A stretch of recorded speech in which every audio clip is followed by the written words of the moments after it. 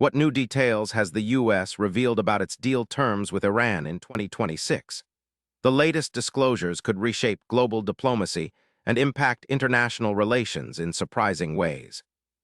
The U.S. revealed that the 2026 deal includes strict limits on Iran's uranium enrichment levels, capping them significantly below previous thresholds. This is paired with a phased sanctions relief plan that depends on verified compliance. Such measures aim to prevent nuclear proliferation while offering Iran economic incentives to adhere to the agreement. The phased approach also allows for adjustments based on Iran's actions, making the deal dynamic and responsive.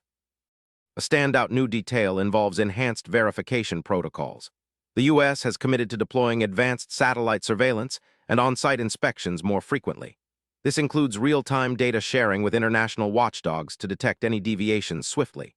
These robust measures aim to build trust and transparency, addressing previous concerns about covert activities. This level of scrutiny is unprecedented and could set a new standard for future agreements. The deal reveals that economic incentives are not just sanctions relief, but include targeted aid packages for Iran's civilian sectors like energy and healthcare. Furthermore, the U.S. plans to reopen diplomatic channels, potentially restoring ambassador-level relations.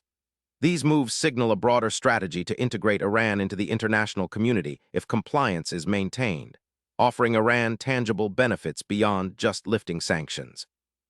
These new details about the U.S.-Iran deal in 2026 show a complex balance of strict controls and hopeful diplomacy. The mix of tough verification and economic incentives could change how international agreements work. Stay tuned for more surprising insights, and hit subscribe for daily answers to questions you didn't know you had.